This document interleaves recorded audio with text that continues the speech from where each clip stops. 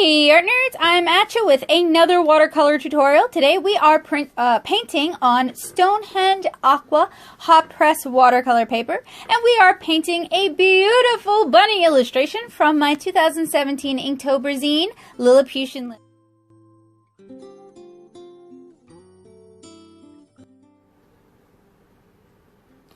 So I realized that hot press is not really designed to take loads of water. I do want to caveat that I threw loads of water at this paper, as you guys can see here, as I apply a gradiated wash. So the first thing I'm doing is I'm raising it up about 2 inches so that it is tilted up so that gravity will do some of the work for me. But I know I'm not supposed to do too much water on hot press watercolor paper, but since I was comparing it to Stonehenge Aqua's cold press watercolor paper, I wanted to throw every technique I would normally use with this paper to see how it would handle. So first I applied a warm sunshiny yellow to the top half of this hot press paper, and I blended it out using water.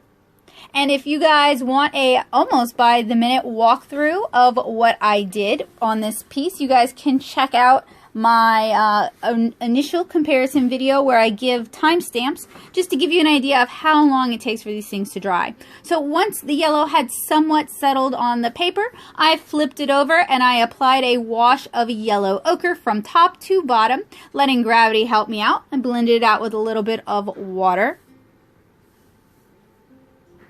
Now I'm applying a heavier mix of a little bit of ultramarine blue mixed with a whole lot of that same warm sunshiny yellow, and this gives us kind of a fresh spring green look. Unfortunately, it dried a little bit more dull than it went down, and I probably should have gone a little bit more ultramarine blue just to get it a smidge darker, and that is going to be the background on this piece. So I want to caveat that when you throw a lot of water at a hot press paper like this one here, it does take longer to dry.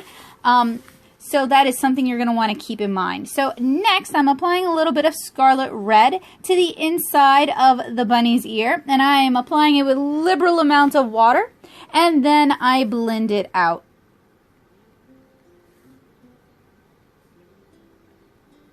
Next, I'm applying hunter's green or hooker's green to the thatched grass at the top of the image. And this is a mix that was fairly liberally mixed with water.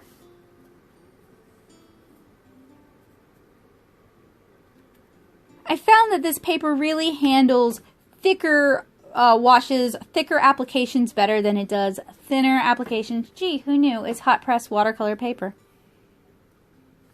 Next, I mixed up yellow ochre with a little bit of scarlet red to create the skin tone. So usually when I'm mixing skin tones, I'm used to cold press watercolor paper where the color is going to dry a lot more subtle than it goes down.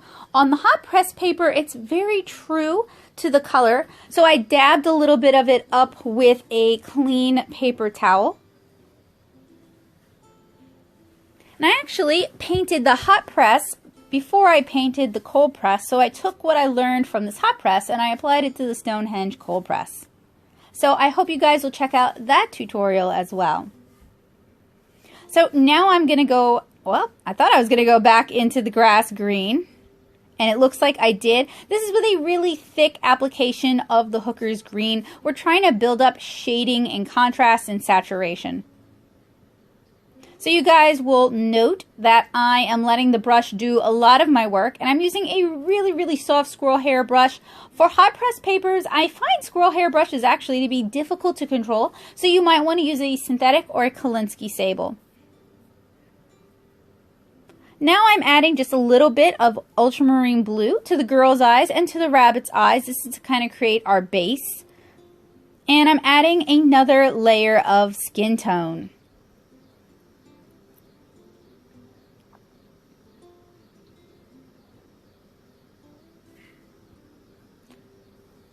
Next up, I'm applying a little bit of watered down scarlet red for the blush to her cheeks, above her eyelids, under her nose, on her lips, underneath her neck, and basically anywhere where skin crosses over skin.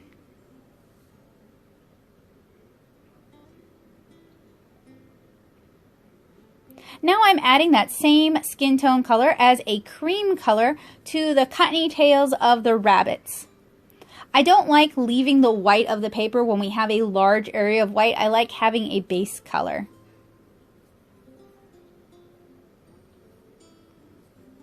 Now I'm applying a very, very light wash of burnt umber, a little bit of Van Dyke brown, and a little bit of Venetian red to the rabbit's fur. And I'm really going to build up the rabbit's fur throughout this tutorial. So right now I'm basically doing an all over fill.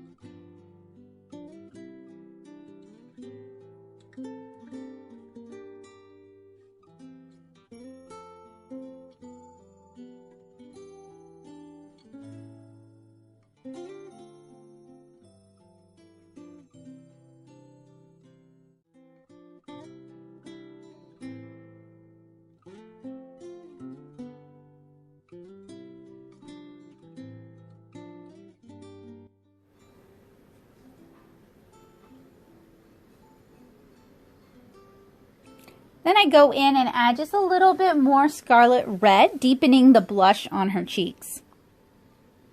I want to point out that when I was painting this, I had a bit of a migraine, and I find that when I'm not feeling well, I don't make as strong choices as I would if I were feeling 100%. So even though I really like this piece and I think it's really cute, I do think there are some color issues with this piece overall. So I'm going in now with a darker mix of the burnt umber and the Van Dyke brown on the rabbit's fur. And I want to point out that I was referencing wild rabbits. I googled wild rabbits, wild bunnies, and I was heavily referencing them when painting these bunnies. And there is absolutely nothing wrong with working from reference. I blended that out with a little bit of water because wild rabbits have kind of very dark ticked fur on top, and then it goes to cream or white underneath, hence the cottontail. And you guys can see I'm leaving some areas where you can still see that original brown coat, the lighter brown coat, to add in highlights and to create some depth. Now I'm working with the largest brush I can comfortably handle for this, and I am applying fairly large strokes if we're talking about for fur. The way I like to handle fur, and I actually have a tutorial that you guys can check out, but the way I like to handle fur is I like to work from large to more detailed. So I'm going to be working with progressively smaller brushes, and I leave the white around her eye because wild rabbits often have that little white ring, and I would not have known that if I hadn't been referencing.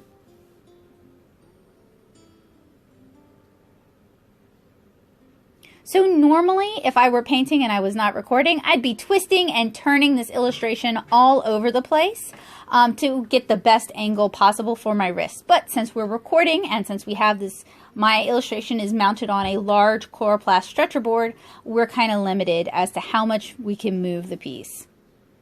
But I want you, if you're painting along at home, to feel free to move it as much as you need. And Artnerds have access to the original illustrations. They have access to a scan of this original illustration. They also have access to the book that this is from, Lilliputian Living Volume 1. So Artnerds, if you want to paint this along at home, you could convert this to blue lines, ink it, print it, and ink it, and work on it yourselves.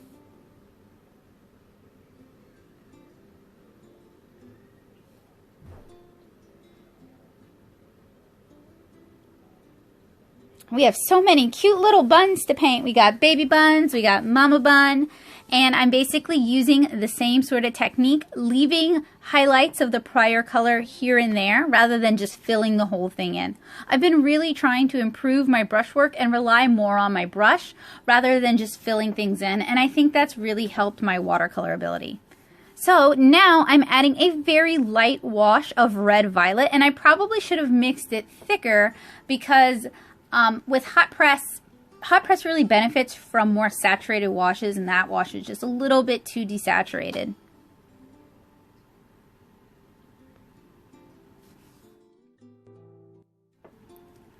So I ended up applying another wash of more thickly mixed red violet, and I get this by mixing mauve and naphtha red, and I kind of vary my red violet mixes depending on the intended lighting for the piece. If this was a darker piece or like a nighttime scene, I would be using a purple mixed with a little bit of red rather than a lighter mauve / lavender purple mixed with a darker red. And I am now adding a much darker mix of burnt umber and Van Dyke brown to the rabbit's fur. So this is more thickly mixed. Each layer I apply, the mixture that I'm applying is much thicker.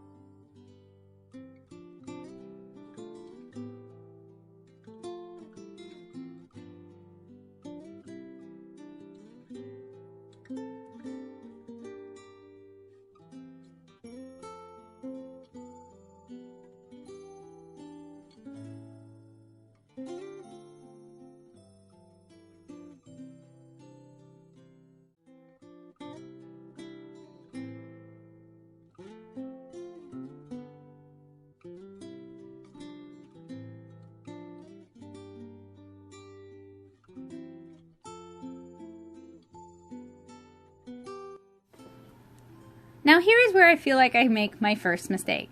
I add another layer of yellow ochre to the straw in the background, and that in and of itself isn't the mistake, but it led down a dangerous path of mistakes. So first of all, if I had applied a much lighter layer, not just lighter in tone, but just lighter in application, if I hadn't covered so much area, it wouldn't have weighed the piece down as much as it did. And some of the color choices I end up making later on to try and balance the colors that I have going on would be a bit better.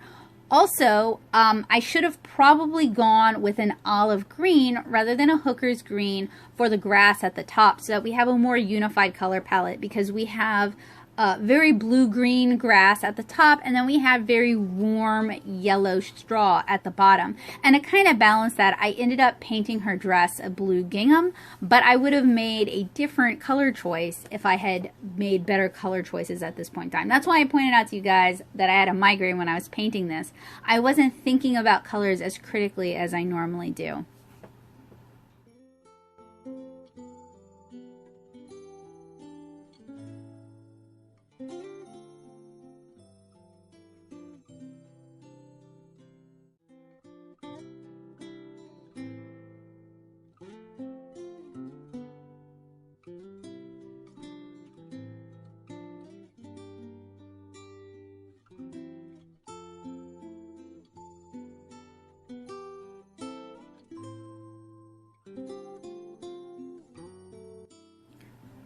So I think you guys can see what I mean about too much yellow ochre going on in that straw there. I also added some Quin Gold, and it really just kind of drags the piece down. It's not as lively as it was. So now I'm adding darker shadows to her hair, and one of the reasons, to her skin, sorry. And one of the reasons I decided to add darker shadows and go darker with her is because of how dark I made the straw in the background. I'm trying to pull the characters forward on that. And then since I added so much detail to the straw, I felt like I needed to add detail to the grass at the top. And you can see what I mean where I talk about that being a cooler blue or a cooler green, and then the yellow ochre down at the bottom being very yellow and golden. So up at the top, I'd added a layer of undersea green, and now I'm adding a very light wash of Sennelier's ultramarine blue to the white of her dress. Now, initially I was going to give her a white top and then do something else for her her skirt, but because of the color choices I made earlier, I ended up revising my plan. So for her little kerchief, you see that I kind of drew through it. You can see the line for her hair. And I also went ahead and I toned it blue. I'm going to make that transparent, and you guys will see how I do that. So now I'm applying a green gold, Winsor & Newton green gold, to the sheaves that she's holding. And initially in my head, she was feeding the baby bunny some grain, but that doesn't really work color-wise with this. So you guys will see how I kind of handle that a little bit later on. And of course, I continue to work that background. I keep working that straw. I'm adding a little bit of watered down burnt umber mixed with yellow ochre, just trying to create some depth. What I probably should have done, since this is hot press, is I probably should have wet the area down in the front and then lifted that up. And that would have created some more dimension instead of working it so much. The nice thing about doing voiceovers for tutorials is I can see all the changes that I would make, and I can point them out to you guys so you can save yourself some pain. So this is a thicker mix of the olive green, and I'm using my Daily Driver palette, so my regular watercolor palette, and I have a video where I talk about the colors in my Daily Driver palette if you're interested. So now I'm adding Van Dyke brown to her hair, and this is where we start playing with the transparency for her little kerchief. So you guys saw that I painted it with ultramarine blue first. Now I'm painting it through with the Van Dyke brown. You could do a much lighter version of the Van Dyke brown, and that would give the kerchief more opacity. You can do a darker version, and that would make it seem even more transparent. But we're going to leave the area where the kerchief is covering her hair, we're going to leave it that Van Dyke brown color. So the reason we did the ultramarine blue first is because it's a very light glaze, a very watery glaze, whereas the Van Dyke brown is a much thicker application. If we'd done the Van Dyke brown first and then painted the ultramarine blue on top, it would have made the colors run. And that can be useful sometimes, but that is not what I wanted in this instance. And you guys can already see how it's dried a little bit lighter. So now I'm painting a sap green on the flower crowns and the daisy chains around the bunny's heads and necks. And I finally decided I wanted to do a gingham, a large gingham for her dress. So to do that, I need to establish my white shadows first. So I'm painting that same ultramarine blue for her skirt. And I'm using that same mix to just keep reinforcing the shadows on her shirt. In order to paint white, unless you're just doing little glints of white as highlights, I find it really helpful to paint the shadows of the white. That's going to help it look more white. You can use Payne's Gray, you can use ultramarine blue, you can use a cream color, you can use a very light pink. It really depends on what kind of lighting you have going on. So now I'm adding further details to the stalks that she's holding, and I'm tightening that up using Daniel Smith's Undersea Green, which is a really interesting green that sometimes seems like it's a blue green and sometimes seems like it's a very dark yellowish green. So I think it really works well in this instance.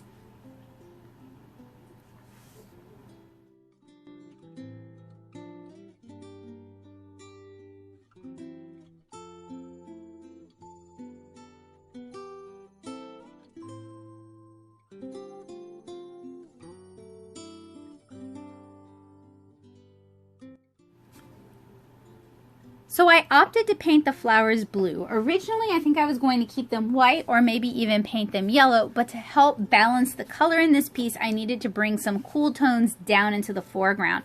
So I'm painting them with Soho's Urban Blue Violet, which is a really beautiful blue-violet color that's a little bit more violet than an ultramarine. So it's a little bit darker than ultramarine. And this actually kind of works well because these feel like forget-me-nots, and forget-me-nots have like a really sweet intention behind them. So while this is not a choice that I would have made if I was feeling better and I'd made better choices earlier on, I'm not dissatisfied with this choice, and I think thematically it works well.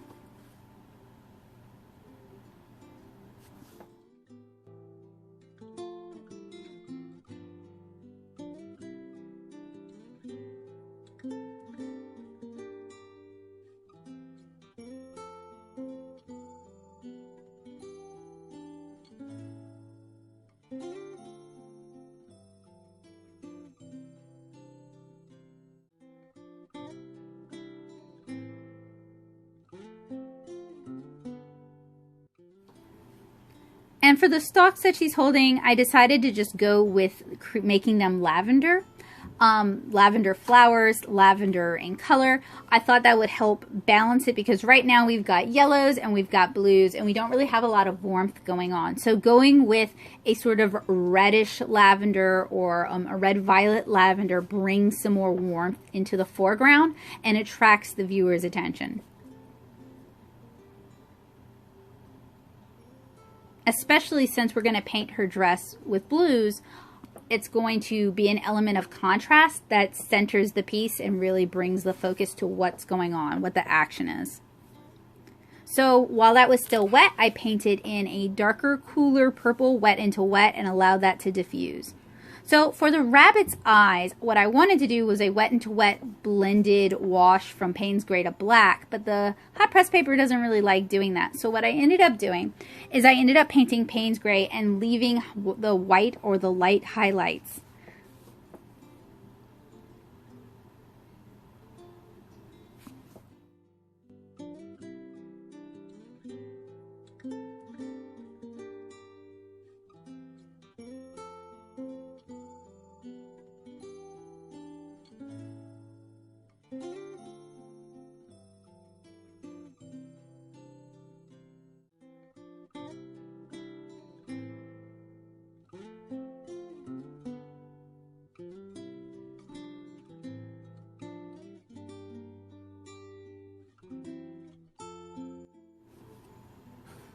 As the lavender dried, I dabbed in some more darker, more concentrated purple into the shadows while it was still a little bit wet so that it would diffuse a bit.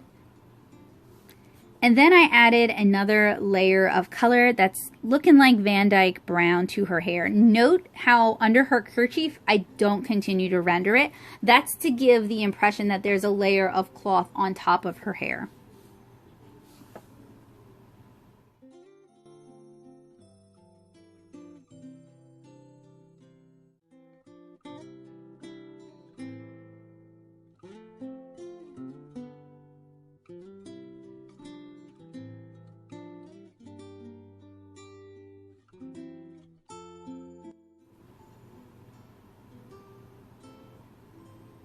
At this point, I'm adding some undersea green mixed with Winsor & Newton indigo. Winsor & Newton's indigo is kind of a cool influenced indigo, so it works really well for coloring in foliage. And now I'm adding, it looks like another layer of Payne's Gray to the rabbit's eye. And what I wanted was a soft diffused blend, like the light is hitting it and it's diffusing out. So I tried doing some wet into wet blending and I ended up finding that it kind of got away from me.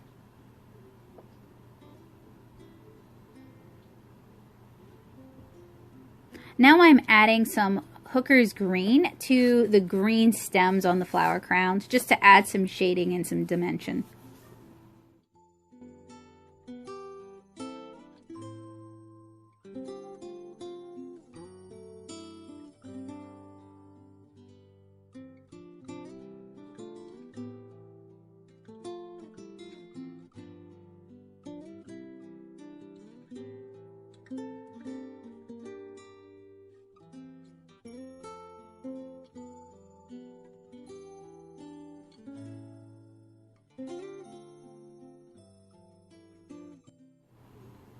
I also added another layer of Urban Blue Violet to the Forget-Me-Nots, and that's one of the things I am kind of hit or miss about with hot press paper is you're going to get really stark, really striking delineations between layers, which can be good. That might be something you're looking for, but if you're used to painting on cold press and you want softer transitions, you're going to have a harder time achieving that with hot press. And something else I noticed about this paper that I pointed out in the comparison video is, oh man, and this is where I make my gravest mistake. So I'm using Payne's Gray to try and paint in some shadows in the foreground. I should have probably left the foreground lighter, but instead I decided to make it darker, and I used Payne's Gray to do that, and it was a very thick mix of Payne's Gray for that purpose. So, you know, I'm not used to painting on hot press, and I'm pointing out these mistakes so that those of you who are watching can make better choices than I did here.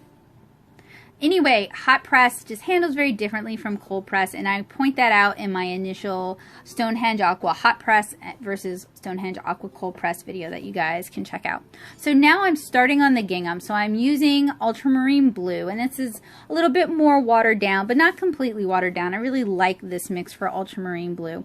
And what I'm doing is I'm painting the horizontal stripes first. I'm allowing them to dry, and then I'm going to paint the vertical stripes. And I'm using a Kolinsky sable brush for this because I have more control. That's one of the weird things about hot press, because it doesn't have any surface texture, but I feel like I have no control over my squirrel hair brushes on hot press, whereas I use squirrel hair on textured cold press all the time, and you'd think that would take your brush with it.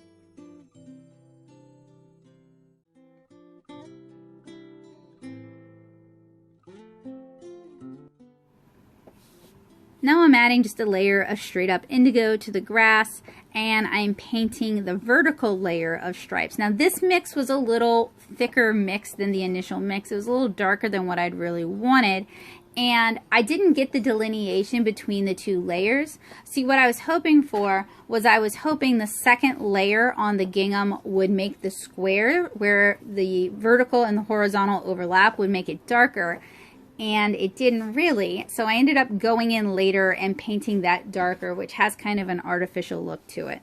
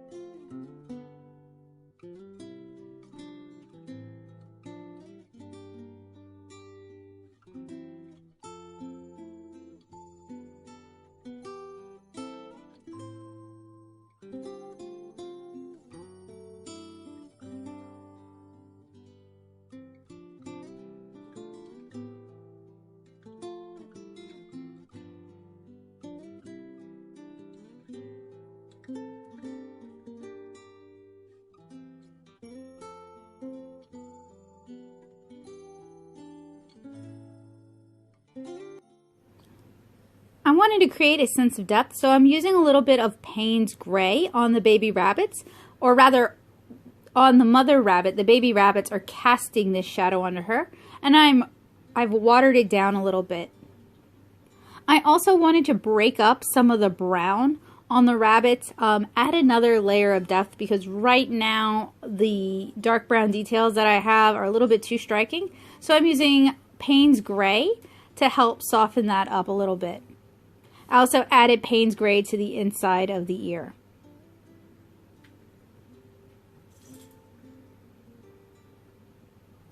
Also wanted to add some shadow to her dress, so I'm using a little bit of the Urban Blue Violet to paint in some cast shadows on the darker blue.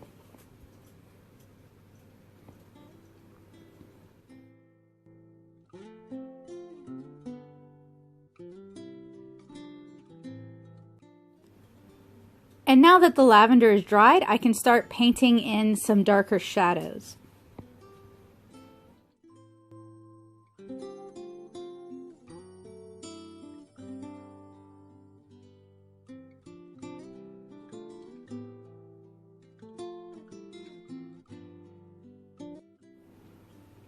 The Payne's Gray helped break up some of the too tight details a little bit. So now I'm adding a lighter wash of burnt umber and Van Dyke brown to just kind of further help that along. And I'm using a large soft squirrel hair brush so that I can do big chunky areas of fur. This is also adding more contrast and detail in the back of the image, pulling the eye through the picture frame.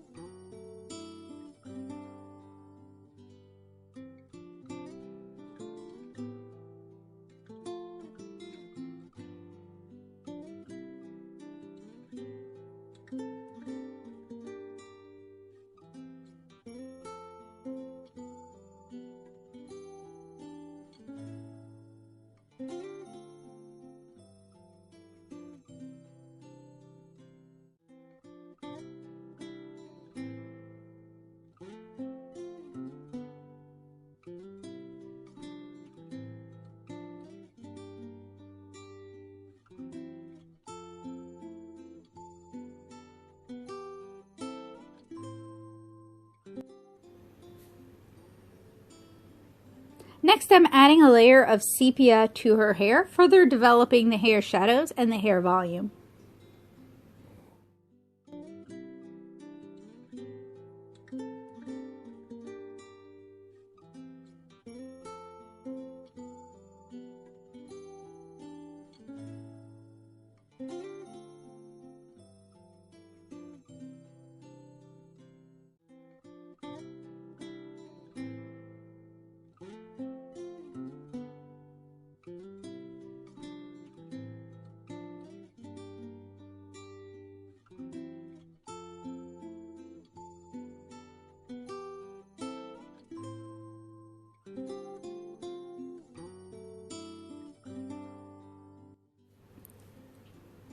And now that the brown wash is dried, I'm going in with sepia and a very small brush and adding individual hairs.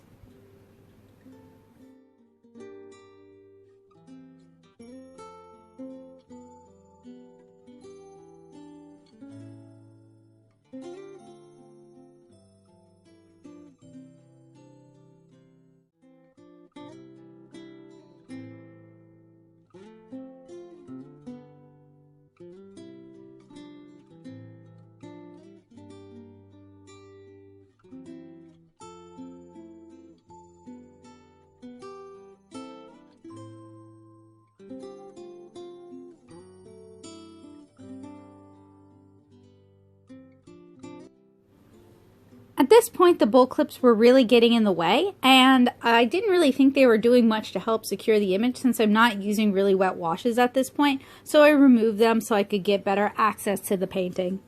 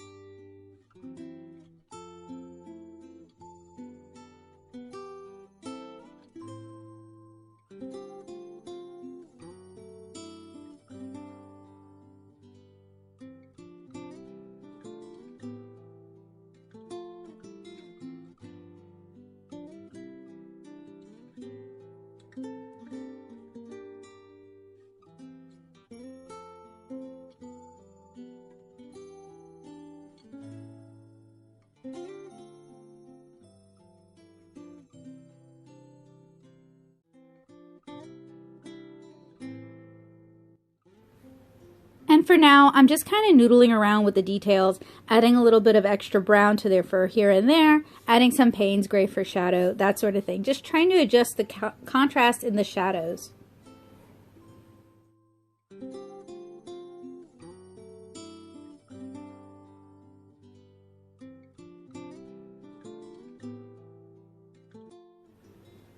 So I allowed this painting to dry overnight, and now I'm adding in details using watercolor pencils. For this, I'm using Derwent Inktense and Supercolor 2 pencils. I find that the texture of the hot press paper isn't really enough for watercolor pencils, and it's a little bit difficult for me to make the sort of marks that I want to make. I'm used to the tooth on cold press paper providing a little bit of grit. So I'm mostly just using India ink, sepia brown, indigo, and a couple of different whites. We have a warmer white, antique white, and a regular cool white to add in additional details.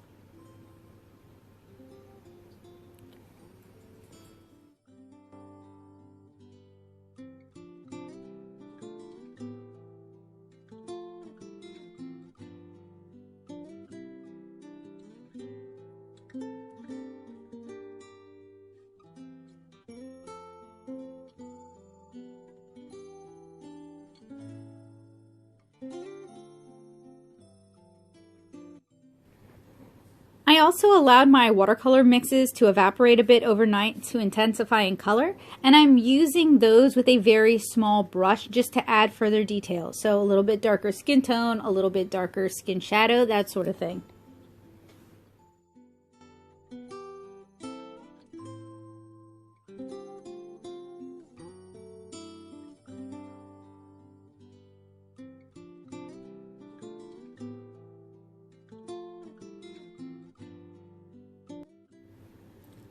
I still wasn't really satisfied with the gingham checks, so I used a little bit of white to kind of break them up and create a weave pattern.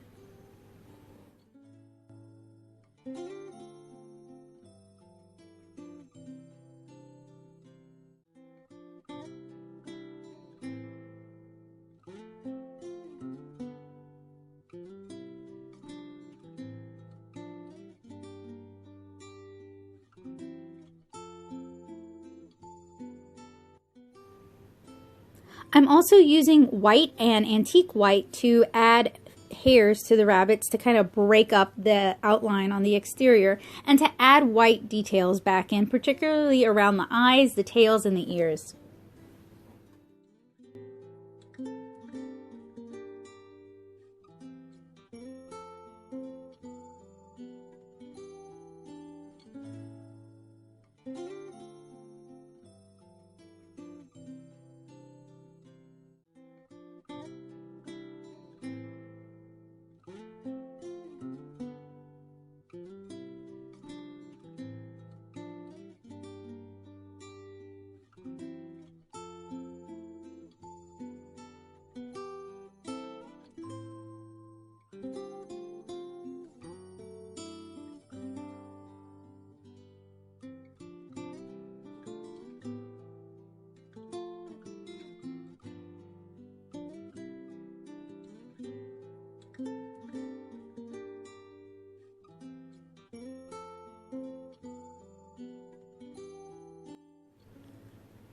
I felt that the grass at the top looked a little bit sloppy, so now that the bulldog clips are removed, I'm going in with a really thick mix of indigo and a really fine brush and just kind of cleaning everything up.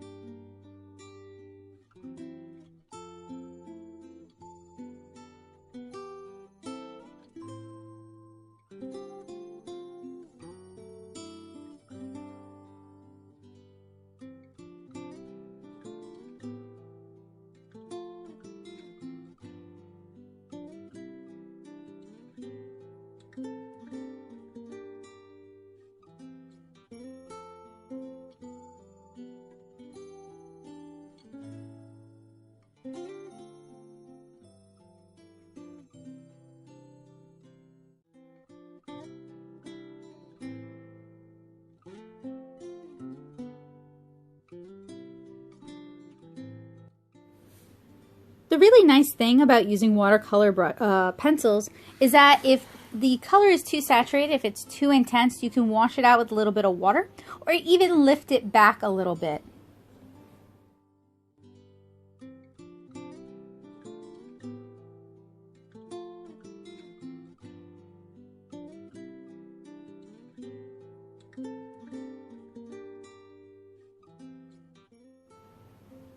So at this point, I wanted more striking highlights than what I was getting with the white color pencils, so I mixed up a little bit of white gouache, and I'm using a really fine brush to add white highlights.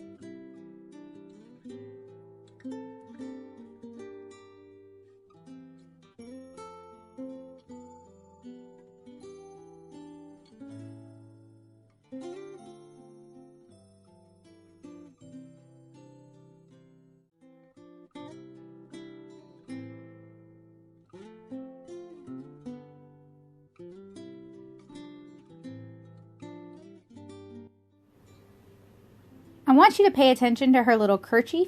I'm going to use an eyelet pattern to really make this look like it's actually lace. So I just add little dots around the scalloped edge and then a circle where each scallop meets. And that little bit of opacity implies a thicker layer of fabric and really makes this look like it's a transparent object that's covering her hair.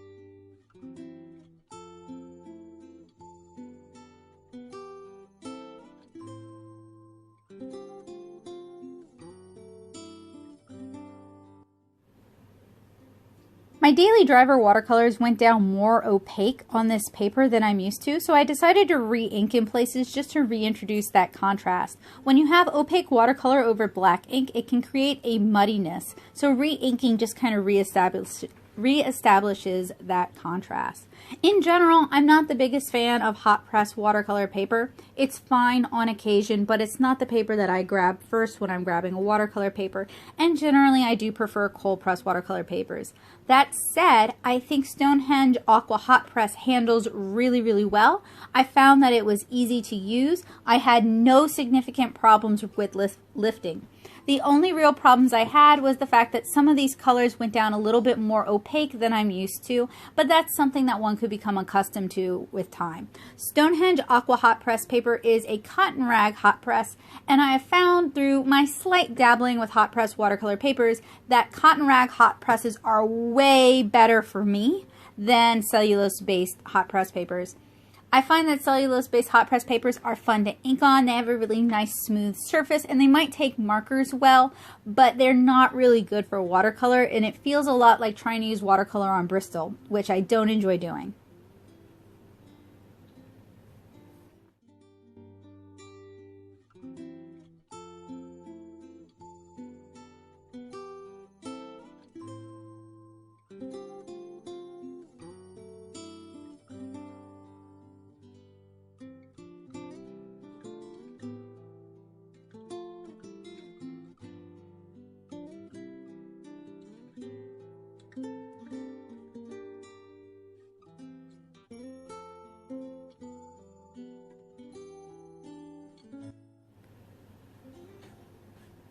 So once everything had a chance to dry, we can remove it from our Coroplast stretcher board. When you're pulling away the low tack blue tape, you want to pull away at a 90-degree angle. So if it tears into the white of the paper rather than tearing into your illustration. I also found that the hot press paper is really prone to getting torn up by this blue tape, so be careful.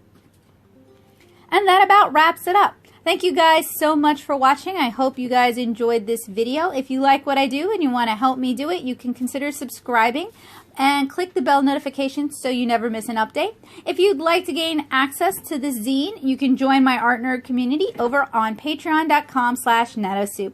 Thank you guys so much for watching and have a wonderful day. Bye guys!